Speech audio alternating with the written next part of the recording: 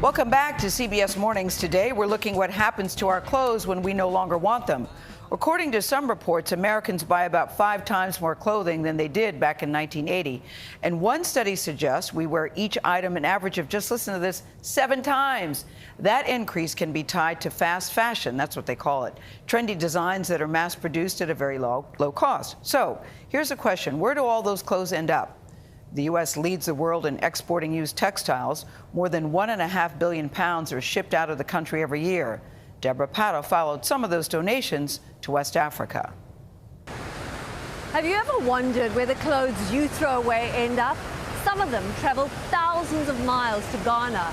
This is actually no beach paradise. Look a little closer, and your discarded fast fashion could be rotting right here. It's the dark skeleton lurking inside fast fashion's trendy closet. Our generous donations are not always as charitable as they seem. In Ghana's Kantamanto market, trucks offload these bales stuffed with our used clothing. It's estimated 15 million items arrive here every week. Ghana is only a country of 30 million people. That's fashion designer and activist Sammy Oteng, who knows every inch of this 7-acre maze with its more than 5,000 stalls. Before, they used to have like good quality clothes, but now there's a lot of trash and a lot of like very low quality clothes. He upcycles garments from Kantamanto, but says increasingly these synthetic fabrics cannot be salvaged, let alone resold. The whole fast fashion module is built around building cheap clothing. And the US is the biggest culprit, exporting more second-hand clothing than any other country on earth. I can't even lift this bag. It's so heavy, stuffed with clothes from America. The bales cost traders anywhere between $25 to $500. Untangling them is a tense tussle, as they have no idea what's inside. It's the luck of the draw. Trader Zaliatu Asare is barely breaking even. That's a nice one. Sometimes making as little as $10 after gambling on garments that have no second life. They're known as Obroni Wawu, which means dead white man's clothes. Dead man white clothes. Why? You'd have to have died to have given away so many clothes.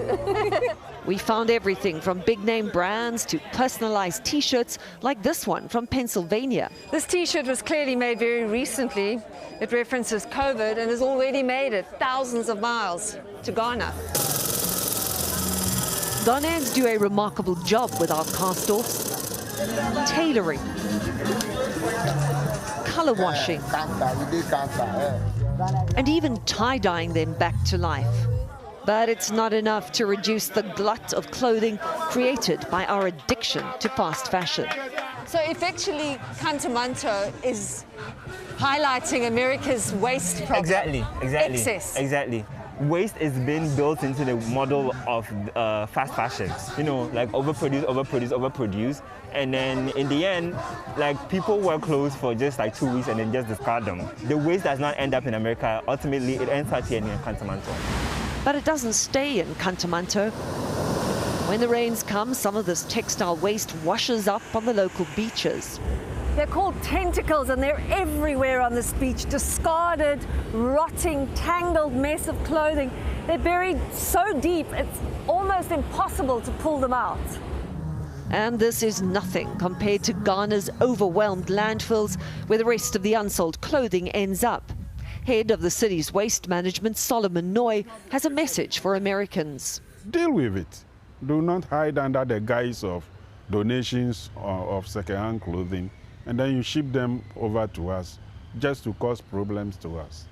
Problems like the toxic fumes from old Fadama's dump site, where a massive precipice looms, formed not of rock, but indestructible discarded clothing.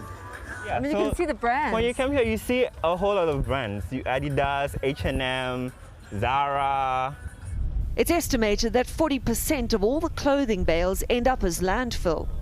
So basically, this is where dead white men's clothes go to die. Yes, in the end, yes. Our good intentions have created an environmental nightmare halfway around the world. For CBS Mornings, Deborah Pato, Accra, Ghana.